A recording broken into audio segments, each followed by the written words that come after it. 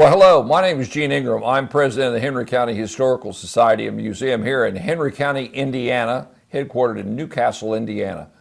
We're here today with Mr. Charles Werking, who is an Air Force veteran and has been a Henry County resident most of his life. So we're going to interview Charles. He's got some interesting insights about the history of Henry County, New Lisbon, Strawn, and some of the other things, and some real good tales later in the interview about his military time. I think you're going to find those very interesting.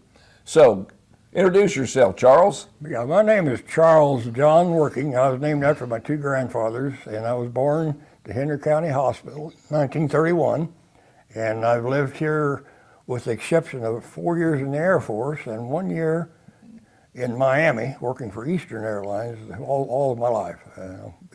I'm 91 years old, and this has been a good place to raise kids and live. Okay, and you were born here in Henry County. Okay, where did you live most of your life in Henry County? Right beside the schoolhouse in New Lisbon, Indiana.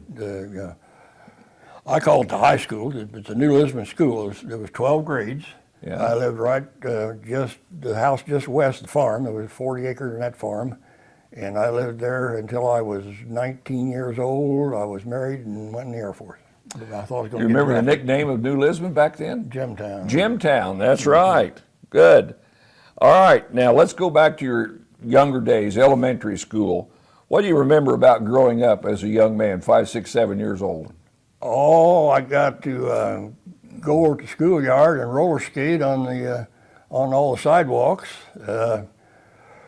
My dad was a farmer and an electrician, mostly electrician back then. He was wiring all the homes in the country mostly that were just getting REMC, just coming through the country. And he was gone from daylight till dark, it seemed like, about every day, and he always left chores for me to do from the time I can remember on. And we had chores to do when we were even when we were in school. Come on, we had chores to do. And that's mostly I remember. Mostly growing up in New Lisbon. I very seldom ever got to go to any other town. Can you remember some of your teachers in elementary school? Oh, sure. Gertrude was my first and second grade. They always, each teacher had two classes. Mrs. Stout was the third and fourth, and I'm not sure I can remember from there on, but that's fine. But I remember those three. Who were some of your childhood buddies there in elementary school? Dean Schaefer. I don't know if you know Dean or not. He still lives in Henry County, still living close to me. Eugene Query, he still lives within 1.5 miles, 2 miles of me. He's still living. Started school with him. And let's see, Albert Lee Bennett, who was a year older, and my brother Bob was a year older. And we all run together as kids. And did you have a gang?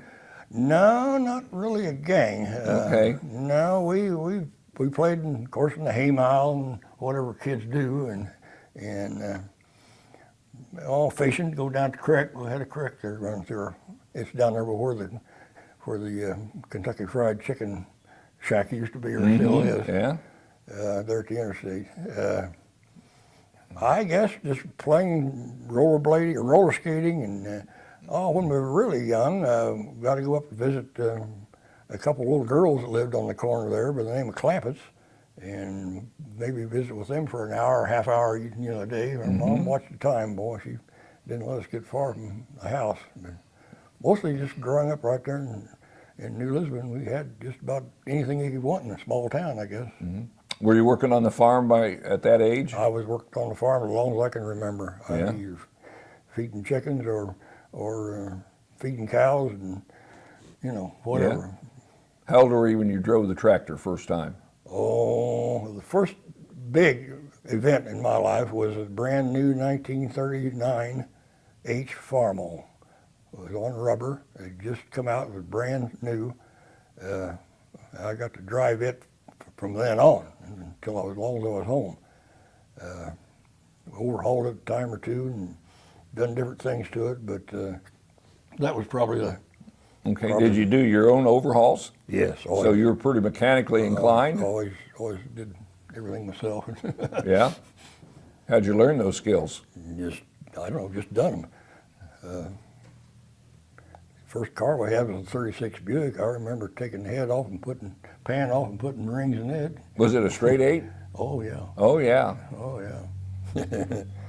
I guess I've been mechanically inclined ever since I can remember. What did you really enjoy when you were a kid? What did you like to do as a pastime? Oh, I would suppose skating over to school on the sidewalks, and I don't know, other kids, you know, we played in the yard. I guess I just thought that's the way everybody was raised, I guess. Okay. Did you get to come to the big city and go to the movies? No, no, sir. I don't. The first movie I seen was Bambi, and I was probably 11, 12 years old, and I got a ride with a friend of my brother's.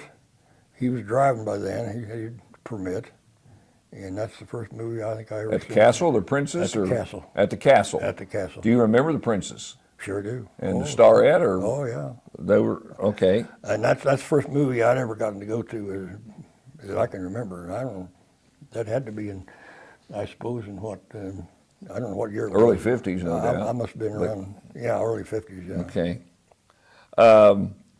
As you got a little bit older as a teenager, what kind of mischief did you and your friends get in? Oh, riding bicycles, playing slips around town. Playing what? Slips, we call them slips, to see if you can get away from the other people or you're chasing in. Oh. I never did get to go to the swimming hole with the boys. I always had chores to do. I always had work to do at home.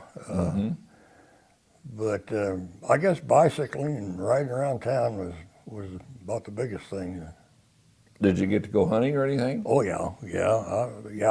A little later then, when we were a little bit older, I always used my dad's 20 gauge shotgun, but rabbit hunting, and with the boys a couple of brothers of my wife's, Smith boys. We were hunting rabbits. We get tired if we had a bad day hunting rabbit. Why we would go find some pigeons in the barn somewhere and chase them out. Oh. That's good for the marksmanship. All right. What other things as a teenager did you do? Well, I guess going to the creek, riding a bicycle around town. Of course, I enjoyed the farming. I guess that was about the end of playing in the hay mow. Now, when you came to the big city, what did you do when you come to town? I can't remember, when I was a young person, I can't remember maybe before preschool. The only event I remember in Newcastle, we went to Penny's, the old Penny store, and I seen a coat in there I wanted. It was Christmas time, and that's the only time I remember going to Newcastle to shop. And they had a coat that I wanted, and I begged and begged my mom, and she finally convinced my dad, and they bought me that coat. And I got a picture when I was Well, good for you. preschool, Okay. wearing that coat. Boy, I was proud of it. Tell us some of the things around your teenage years. What kind of things or businesses were in New Lisbon? Okay, there was at least 3 gasoline stations. My grandfather had one of them pumps in front of his hardware store. There was one up on the corner, and then old Floyd Lakey had the grocery store. He always had pumps in front of his. So there was these 3 gasoline stations. Then over through the years, I remember the bank. We had branch of the, I think it was First National Bank there in New Lisbon, and the lodge. I'm not sure what the name of it was. My grandfather was a member of it. They had a building. And this was about what year?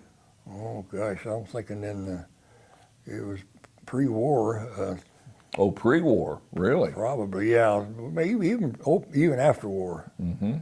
But there's 2 grocery stores. Floyd Lakey had the store on the corner, and then my aunt Alta had a grocery store connected to my grandfather's hardware store with the gas pumps in front. And what they call raft buildings.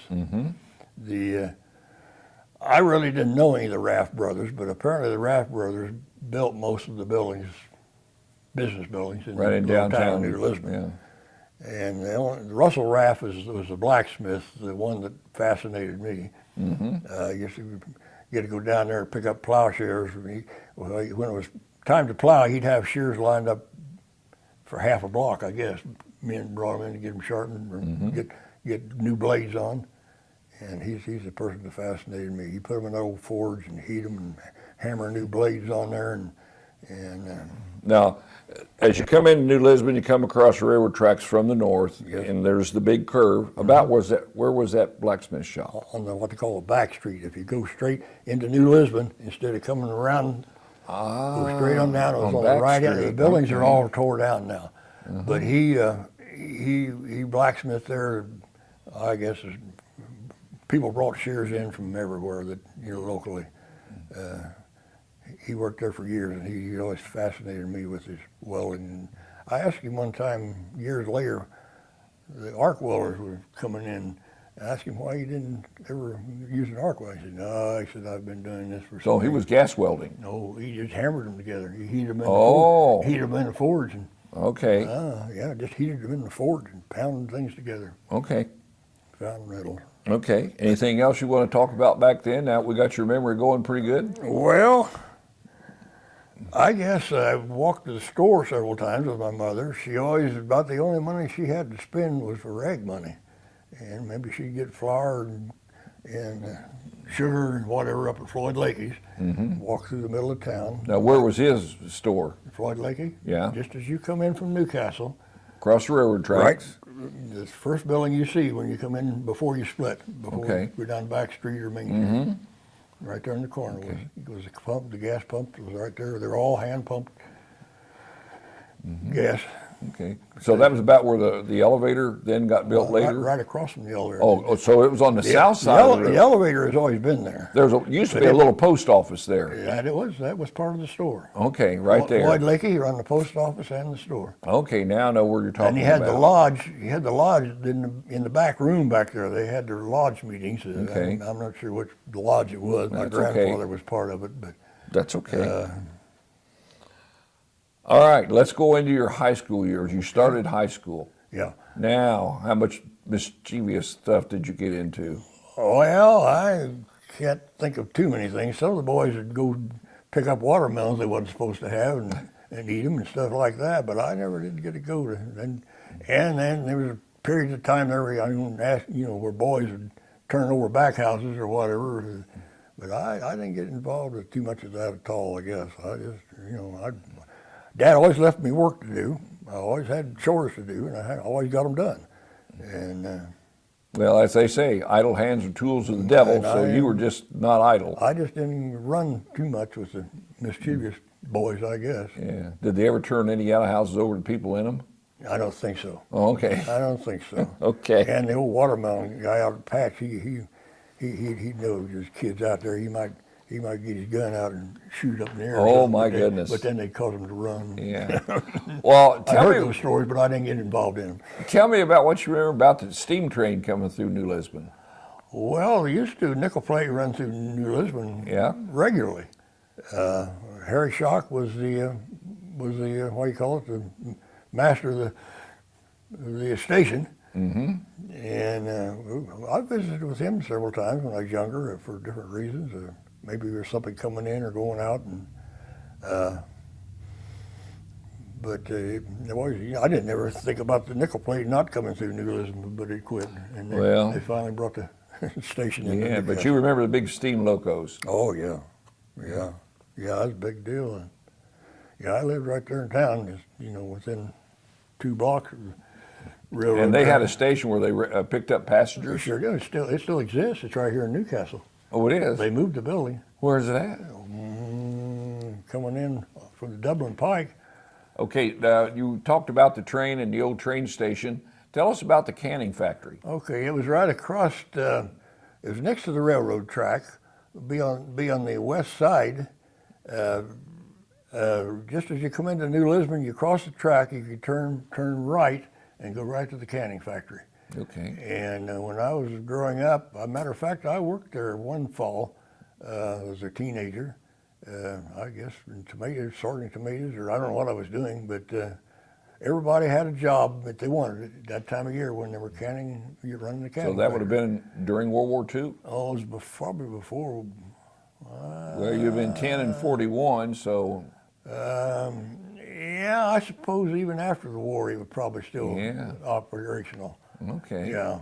While we're on the subject, tell us what you remember about December the 7th, 1941. You would have been just turned 10 years old in October. You're talking about what now? Yeah, Pearl Harbor. I remember hearing on the radio.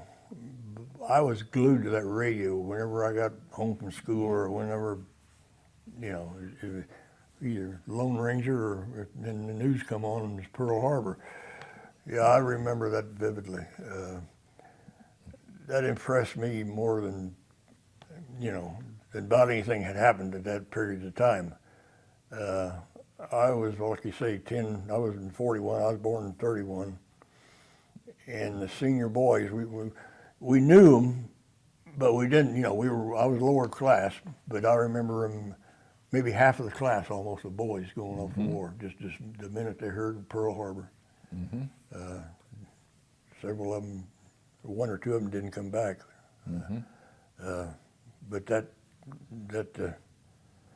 really impressed me. But I was glued to the radio. Boy, when I'd come home from school, I'd turn it on, and before I'd do my chores, I'd listen to the Lone Ranger, and then all at once they'd be fighting the war. Yeah, well, as we sat here and talked, I'm a product of the 40s, and I remember before television, but this is going to be preserved forever. So some of the young people that may be seeing this 20, 30 years from now, tell them about no TV, no cell phones, and you were talking about listening to the Lone Ranger on the radio. What else did you listen to on the radio? Well, those are the things I remember, and then the news, and then, of course, Dad always listened to the news. His chair was close by the big radio in the front room, and of course, I was always around in the front room when I was a young kid, and the news was, just couldn't believe it hardly, that they were fighting a war. And I remember the young men that volunteered to go right away. And I guess that impressed me. When I found out I was about to get drafted, I done the same thing they'd done. Yeah, and about when was that? When I joined the Air Force? Yeah. 1951. Okay, let's go back, though, more towards World War II. You remember rationing and having to do without stuff? Certainly. Had rationing stamps. I guess my dad done pretty good. He still was working wiring RMC houses in the country mostly that didn't have power, people that wanted power, and he kept on working. And you had ration stamps for food. You had ration stamps, as I remember, for gasoline, for tires. You had to have for tires, and there were some people in the local area that kind of stored up a few extra of those and had them for sale.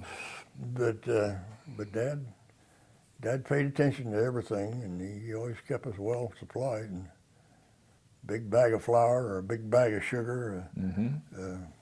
You didn't run down to the Walmart and get anything you needed back then. Not then. No, not then. No. Yeah.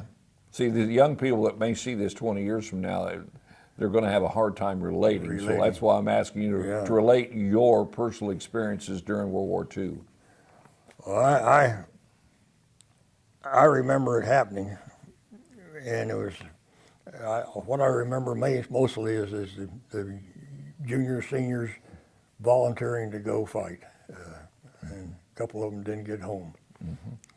Each class wasn't that large, but they did more than their share. Okay.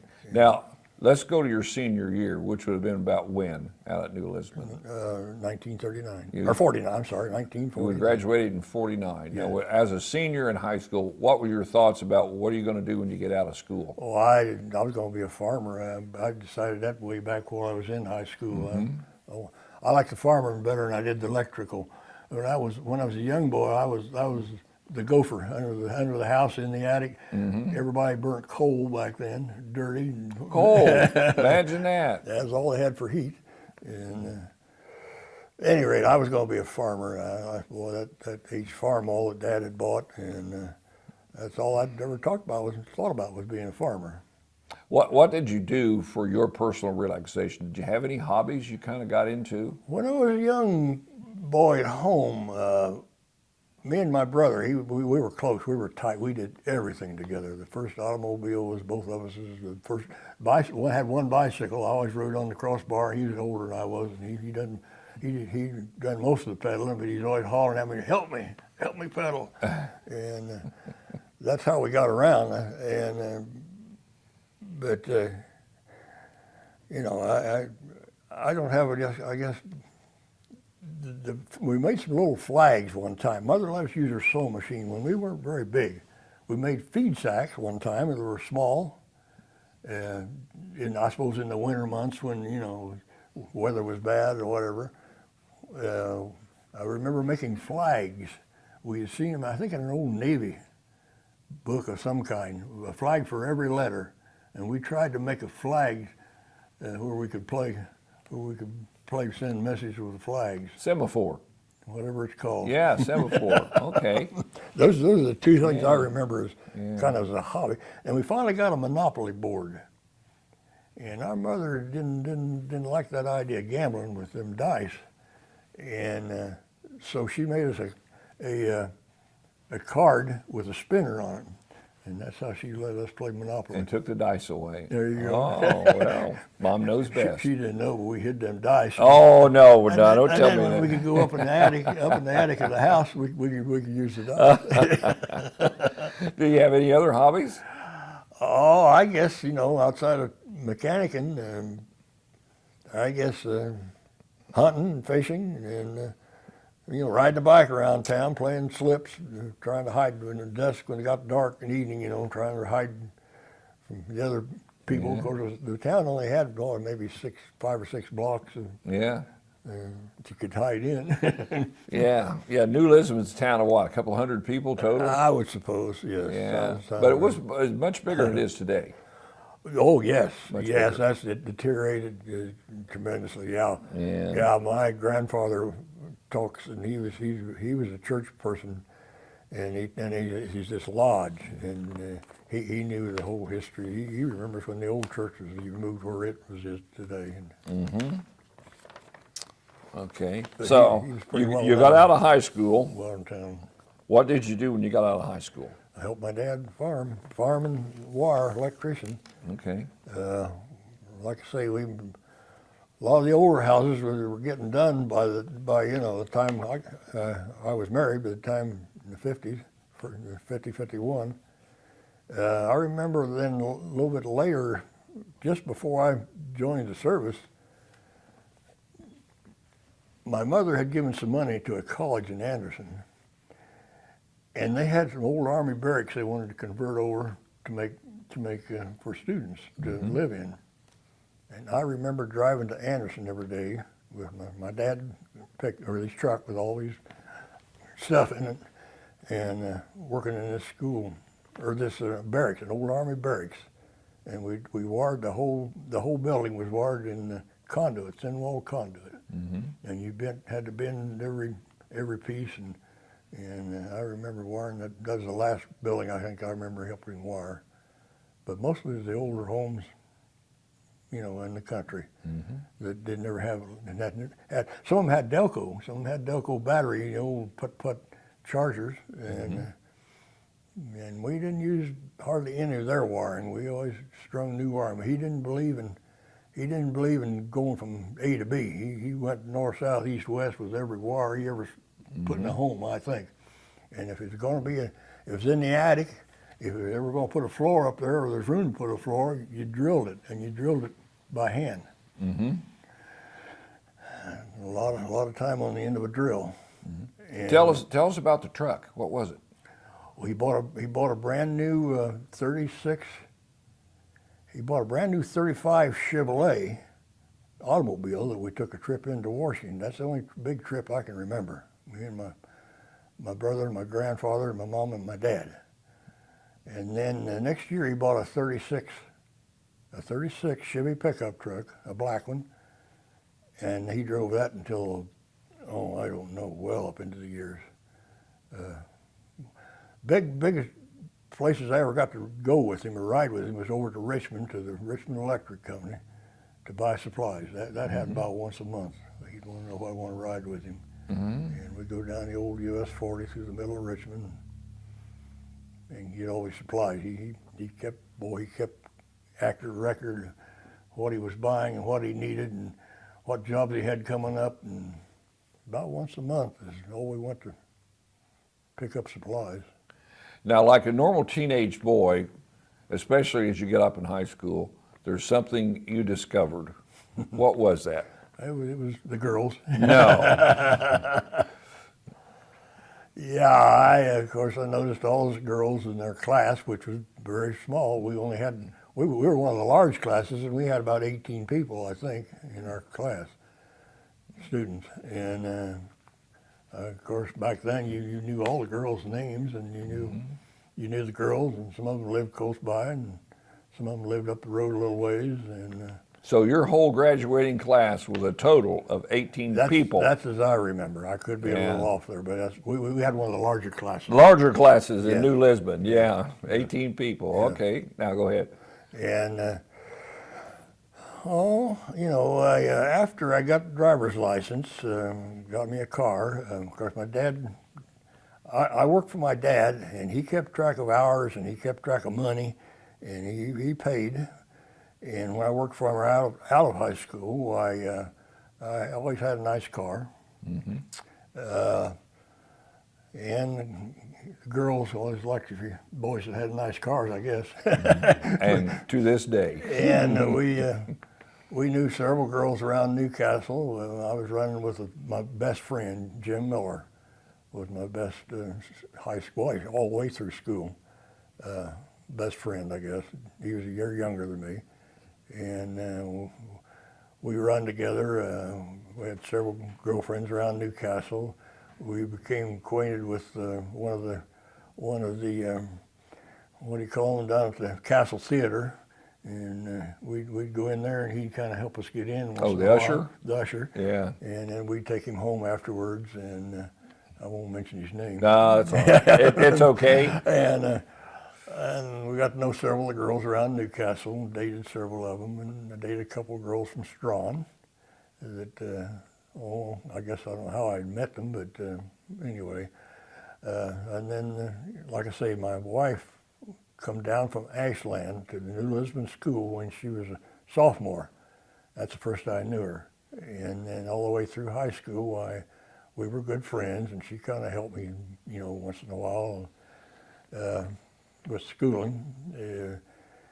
And then after school, after we graduated, it was probably a year or two after I graduated before her brother said something about, well, his sister would like to have a date with me. So I thought, well, that's great. I'd always wanted to date with her, but I thought she was going with this guy. So he set that up, and she'd been, after school and graduation, she'd went to school to learn office work and stuff. And anyway, she's working in a butcher shop here in Newcastle, or a grocery store.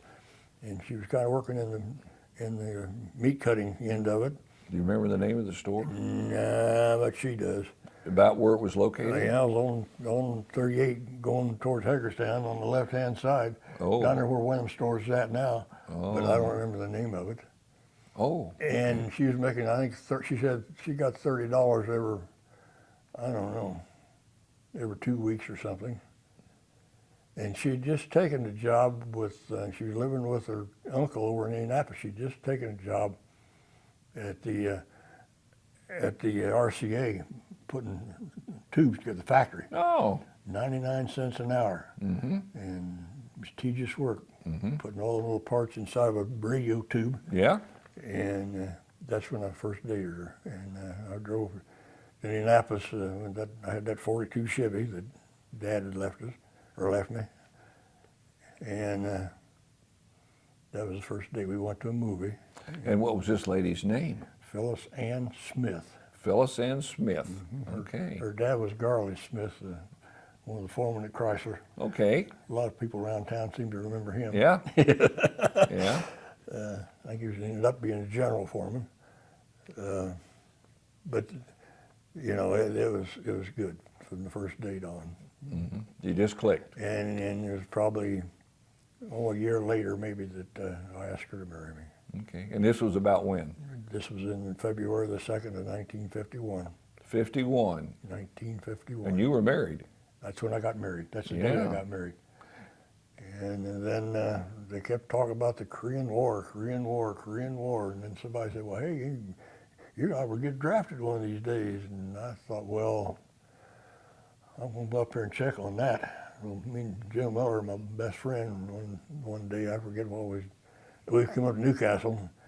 She said, yeah, this lady run the, she said, probably a couple months before we get you. I said, it's not going to be 2 months before you get me. All right, you talked to the selective service lady, and she says Uncle Sam was about ready to come and get you. What did you do? Well, I didn't think about it too long, and I told the lady that they're not going to draft me. I said, I'm going to join the Air Force. So that's exactly what I did, and I'm not proud of it, but I did that without even telling my wife. You paid for that dearly later, didn't you? I've heard about it. Yeah, I bet you did. But that's how, when I'd seen all them boys in World War II Yeah, go off the minute that they heard about the war, yeah, I guess that's what triggered me. okay. I hadn't even thought about going into the service, I guess, but I always loved mechanical vehicles of any kind, and airplanes was one of them. And I hadn't had a chance to be around them much, but I liked automobiles and farm machinery and anything that ran. You know, I've talked to a lot of people that were in the Air Force or in the airline industry, and they say once you get that bug, that it never goes away. Right. Yeah. Yeah. So you love flying. Well, after the fact, after I got in the Air Force, first time I flew, I guess, was I took a train from Indianapolis to Sampson Air Force Base because And that was where? in New York. It was an old Navy base. It hadn't even been rejuvenated. It was World War II Navy, and we stayed in one of their barracks, their old barracks, and they had a couple of buildings that gave us basic training.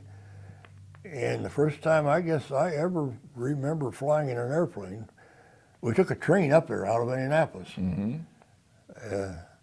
It was a DC-3 coming out of the base up in Geneva. Mm-hmm. And we landed in Indianapolis to get fuel. Whew. And I called my wife. She says, I'll be there. Just stay there. I said, no, we can't. We're on our way to Wichita Falls, Texas, to A&P school. Okay. So what was that aircraft? You remember? You said it was a DC-3, didn't you? DC-3, out of Geneva, New York, or out of And this was about what year? 51. 51, okay. And we got down to Texas. Of course, it was hotter than blue blazes at Sampson Air Force Base in Wichita Falls, Texas.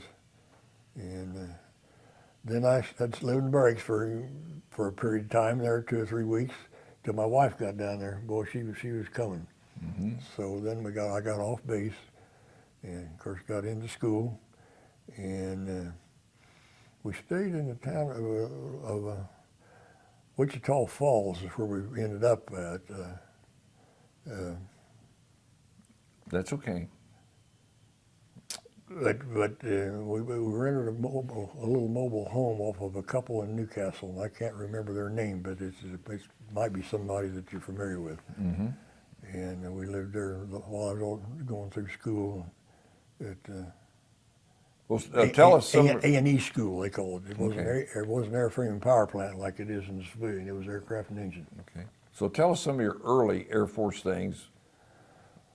Well, the biggest thrill going through A&E school was going to they had run-up pads for each type of engine the aircraft was using. They were all, of course, reciprocating engines at that time, as I remember. With propellers.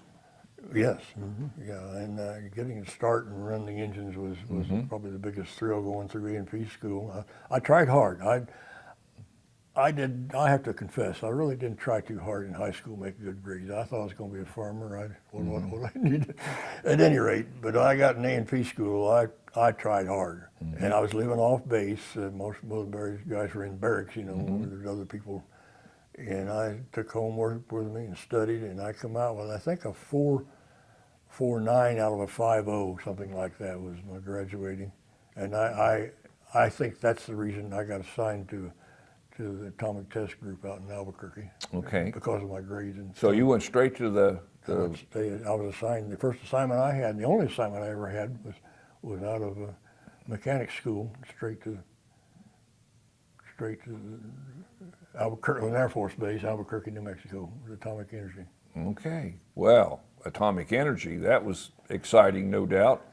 It was new to me. They sent the FBI, we had to get Q clearance, top secret Q clearance, to get into the compound where the aircraft were. And they had civilian guards. And it took, I don't know, I suppose 2 or 3 months before I finally got my Q clearance, but they let me in every day. And I was assigned to a B-36. They had individual crew members on each aircraft at that time. It was an old Air Force practice, I think, an old, practice with the military.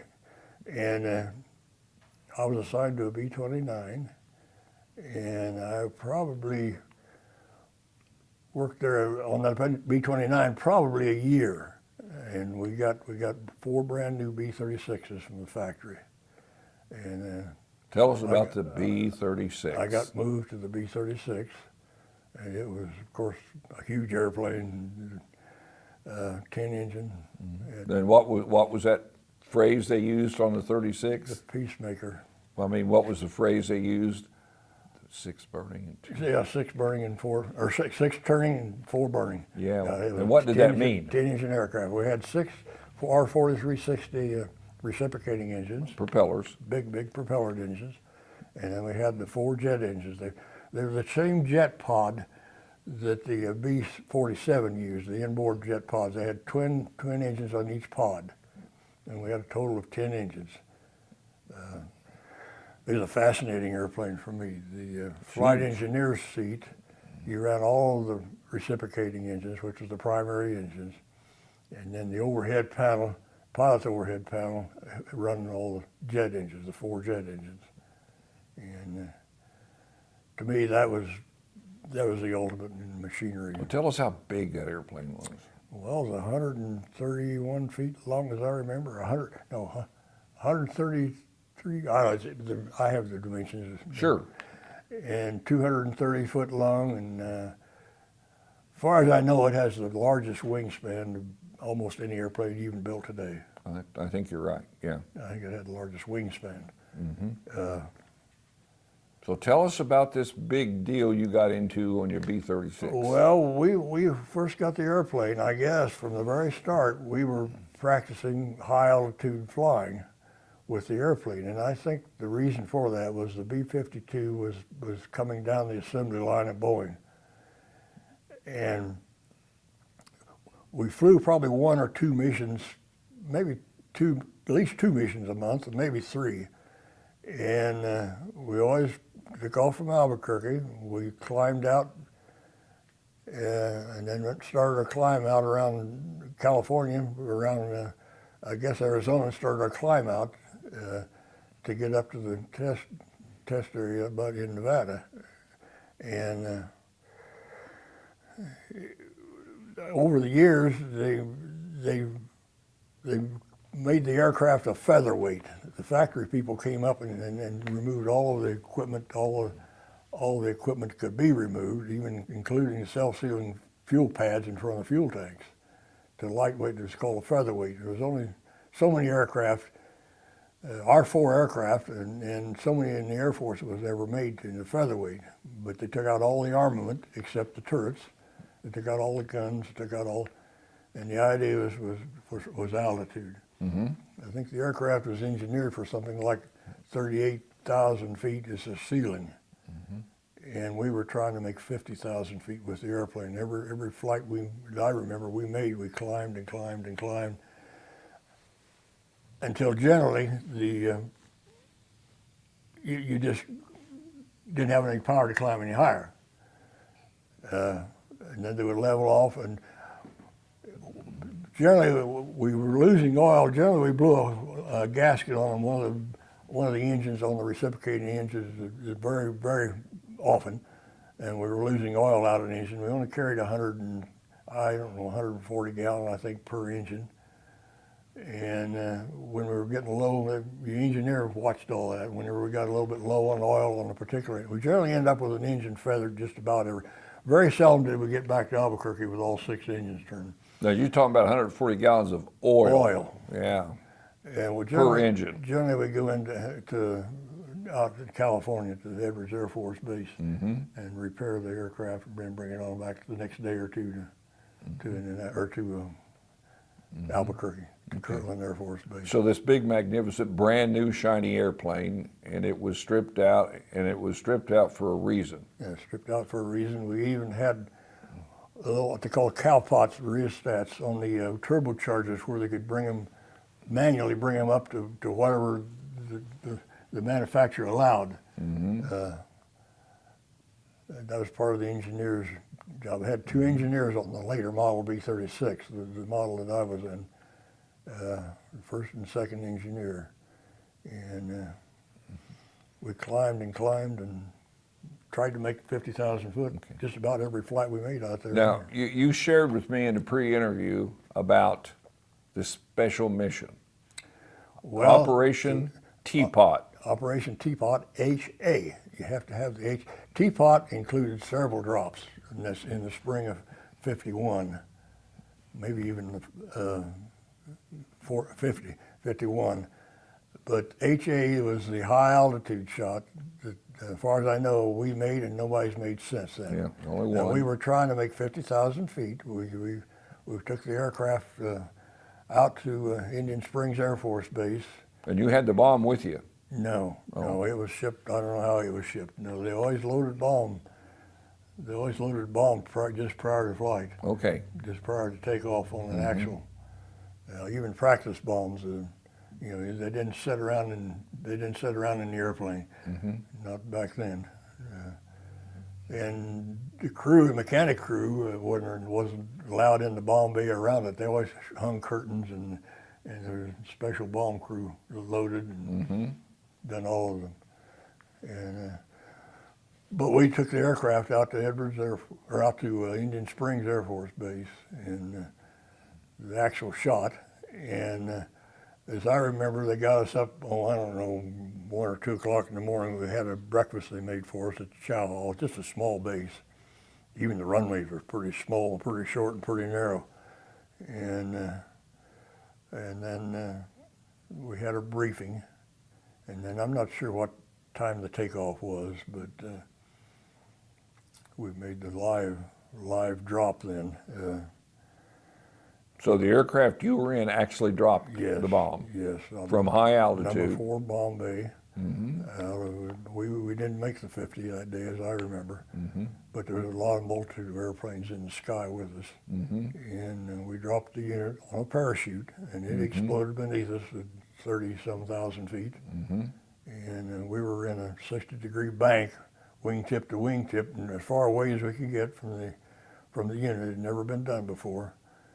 And then when the concussion hit, well, of course, it shoved the airplane a little farther away, and completely black goggles, and weren't allowed to even look out the blister of the gun turret. And but it was successful, and we got back on the ground while they did the radiation check to the fuselage and all that stuff, and we had a successful drop. Now, when you guys got on the ground or before, for those watching this down the road, who knows how many years, they can go to the internet and see the crew. Absolutely. You're actually in that picture. Absolutely. Now that wasn't only, when I came home from the Air Force, you didn't talk about anything. That was part of it. And it was years later that I ever found that they put it on the internet. But when they put it on the internet, that's when I started talking about what we'd done. But you were in that picture in that crew. Absolutely. As I remember, they had different styles of helmets. There were two guys that had the white two-piece helmet, and you're the one standing up. Yeah. On the second So one. that way when somebody looks in the picture and say, which one is he? He's the one in the white helmet that's standing up in the back row. That was the older, cheaper helmet. Yeah, The others yeah. were newer helmets. Yeah. Well, I just wanted for the got people fitted. looking it up to know which one you were in that crew picture. We got fitted for those suits down in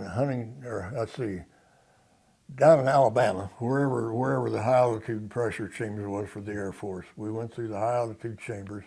We got fitted for our suits. And the reason that we had to wear them suits, the aircraft pressurization system wasn't made for that kind of altitude. So we would take off, do what was necessary, make her climb out, and pressurize the aircraft up to a certain level. And from then on, we went pressure breathing oxygen. We were on pressure breathing oxygen from the aircraft systems.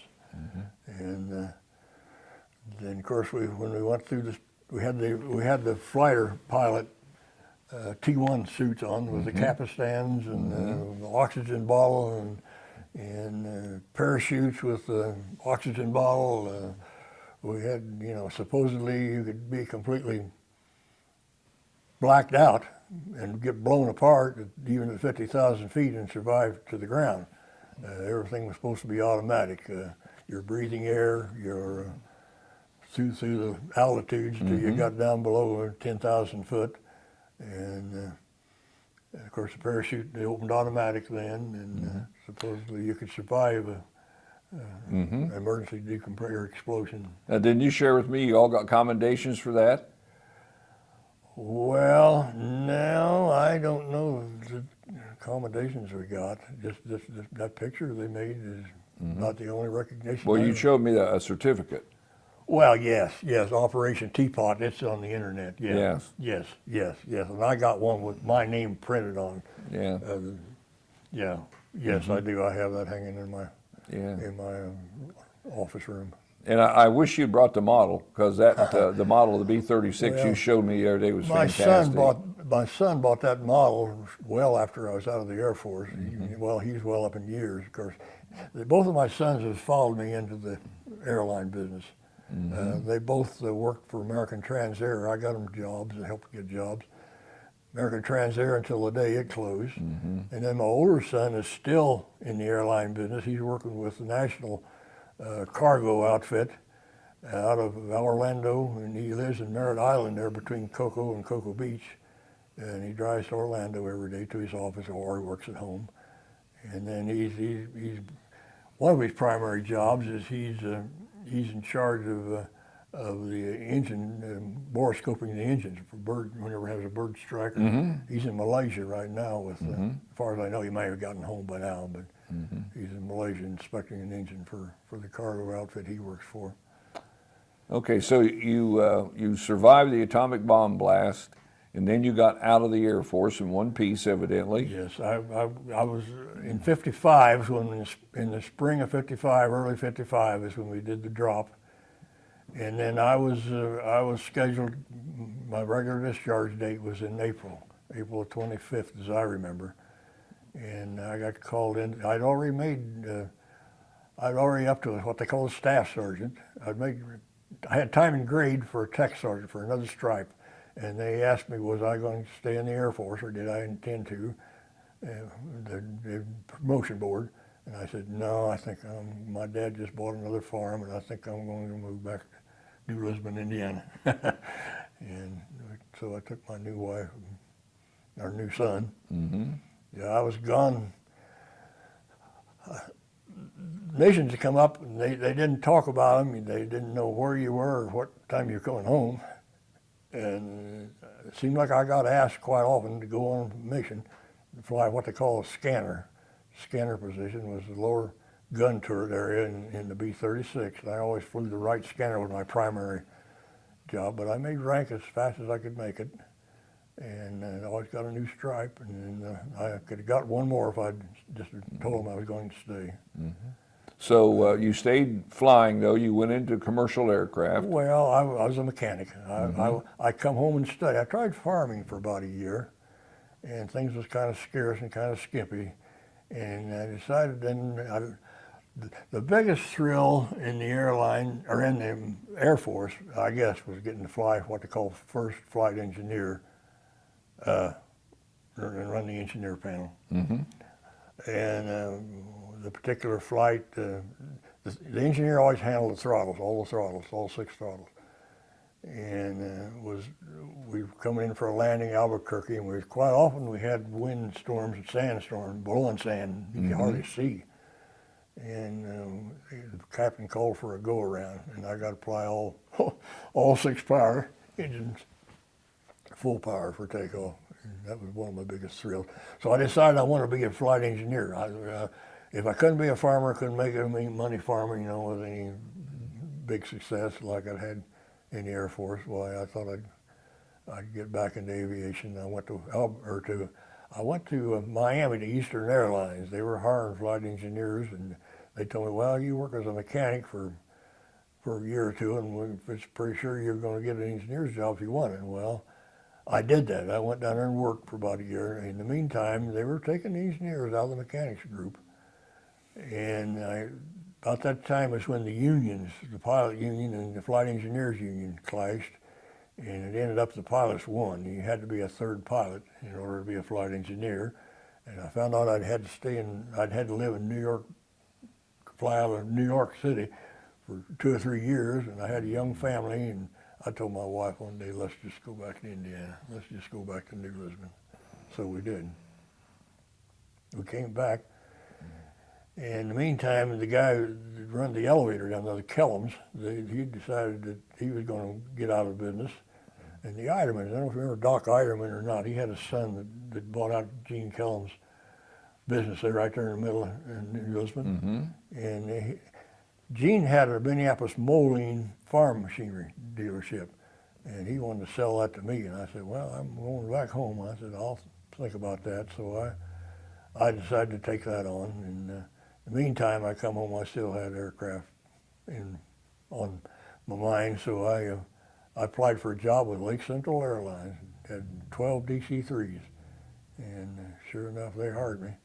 And I was driving back and forth to work, still trying to run the parts counter, and I hired somebody to do that for a while. And finally, I took my partner that I joined the Air Force with, Jim Miller, as a partner, and we run it for a while. And of course, the Minneapolis molding and farm machinery was going pretty well downhill at that time. They had a couple of new tractors, and so we ended up selling that business, and both of us worked at Indiana.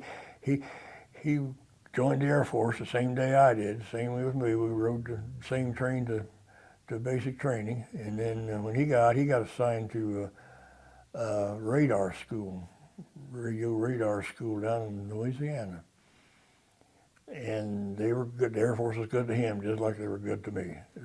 He got a job in the first TV outfit that the Air Force had. They formed a group, had their own television, and he got in that. He was out in California, I'm not sure which.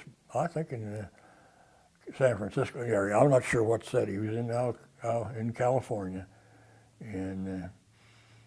He got into the television business, and then when he come back and started working for television in Indianapolis.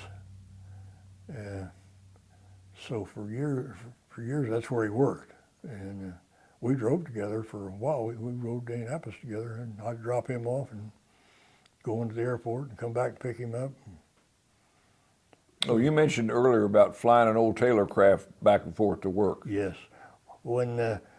My friend Jack Whistler, my good friend, he lived a farm next to ours. We grew up with kids together.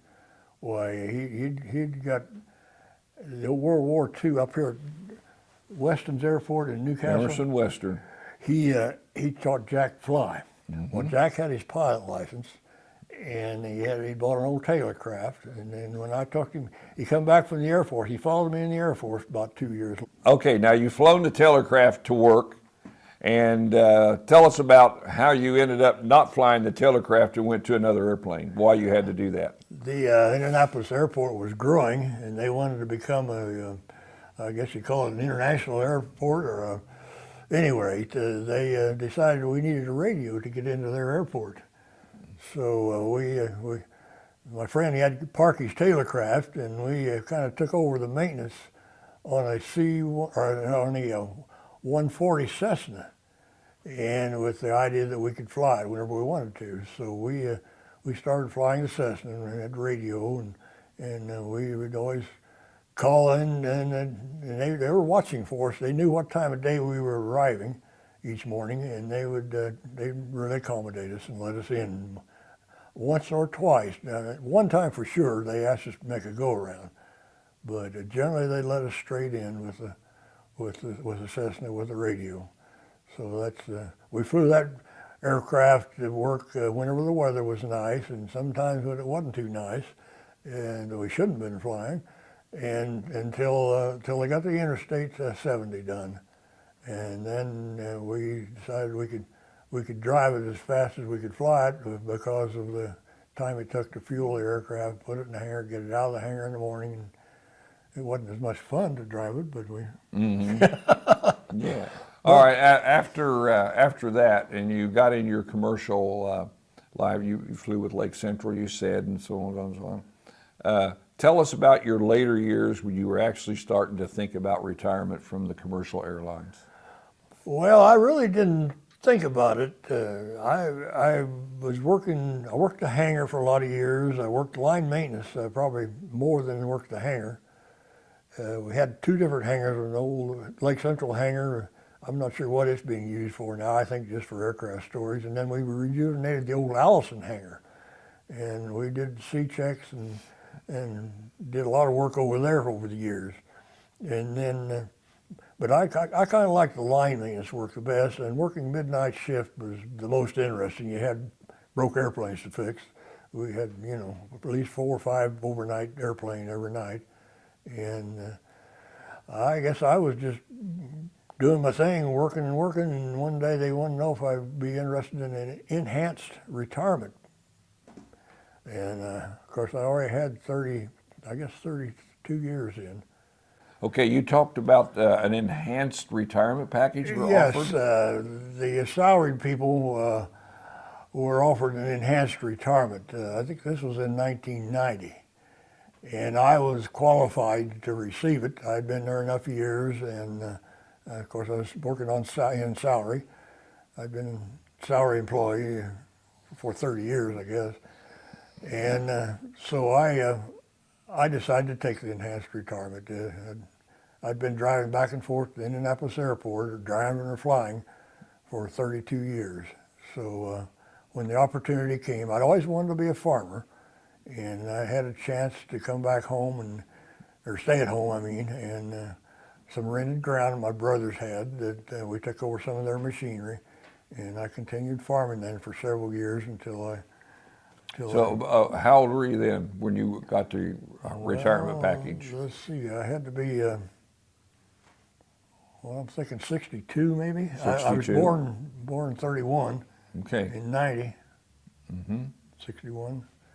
I wasn't quite 65 yet, I don't think, as I remember. But you were in the early 60s? Yes. Okay. Yes. And you are 91 today? Yes. So from 62 to 91, you came back home and things had changed, and you told us about some of your highlights while you were in the service. Tell us one of your high points once you retired. What did you accomplish, or what did you get to do you always kind of wanted to do? Well, we ended up we had three four-wheel drive tractors. One was a very old one, an old Steyr we had bought. We ended up putting an engine in it, and then we took over a big international four-wheel drive from my brother's operation. And then over the year or two later, we bought a John Deere four-wheel drive. So I guess driving the big tractors and we had the international combines, and I just like the large equipment, I guess. I like to drive the large equipment. And finally, my son was still working at the airlines at Indianapolis, and we finally, I decided I pretty well was ready to quit farming if he wanted to take it over, and he didn't want to quit airline business either, so we just gave up the farming, and I sold it to all the machinery to an auction outfit over in or Western Indiana, and got out of the farming business. Did you get to meet any famous people after you retired? No, I can't think of any. The Colonel Tibbets, yes. Down in Florida. I spent, even while I was in the airlines, I bought a property in Florida, the first one on a golf course, and put an old mobile home on it. And then I sold it and bought a lot just above Lakeland, Florida, in the little town of Polk City, Florida, just north and a little bit east of Lakeland, just up the road. And it was right on a lake, and we bought a lot and had it developed. I had the septic system put in, and when I got it all developed and built up, why, then I put a new mobile home on it.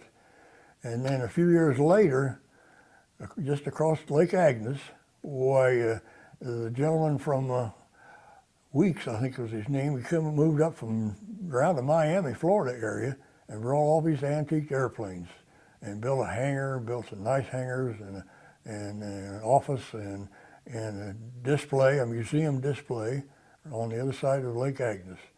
And then one of my biggest highlights was one day they had a book signing from Colonel Tibbets. Now, explain who Colonel Tibbets is to the Colonel audience. Tibbets was the captain, was the colonel that flew the B-29, the first bomb over Japan. And he'd written a book, him and his bombardier, of all the experiences they had getting trained up in Nevada, North Nevada, all the training that they give their troops and transferring over to Japan, or in the Japan area, the islands, and then flying the mission over Japan, dropping the first A-bomb. And all of his experiences are in this book. And I had a good friend with me that lived right beside me over on the other side of the lake that was World War II, and he insisted that I buy this book and get the colonel to sign it. So he did. He autographed my book. Him and the bombardier both autographed this book of Enola Gay was the name of it. He'd named his airplane, his B-29, after his mother, I think, is what he said. And we had a good talk with him, talked for several minutes. There was people in line waiting behind us, but he was really very interesting and very, very knowledgeable. And I shook his hand and bought his book and got it autographed. Good deal. We need to wrap this up, although I'm sure we have many more things you could tell us about. You shared with me about flying out of Alaska with a bunch of fishermen at full capacity and some other stories, but we need to wrap this up. Okay. So I want to thank you so much for coming and sharing your story, and I'll certainly not ever forget this interview with Charles Werking, 91 years old, from New Lisbon, Indiana. Do you have any final comments? I sure appreciate you asking me for this, because a lot of times I get to talking about things and people have got something else they want to talk about, and you never get to tell the whole story like I have today. So I really appreciate your effort. Well, I don't think this is the whole story. I think there's many more left. Well, I've got a lot of stories to tell over life. Yeah. Well, life's been good to me. Air Force is good to me. Life's good to me. The church has been good to me, and I'm thankful for all. I got a wife that's been good to me. Yeah. Well, first of all, I want to thank you for your service. I didn't do that earlier, so thank you very much for that. I didn't go to combat. It doesn't matter. I didn't get shot at. Well, the ones that didn't get to play with an atomic bomb either.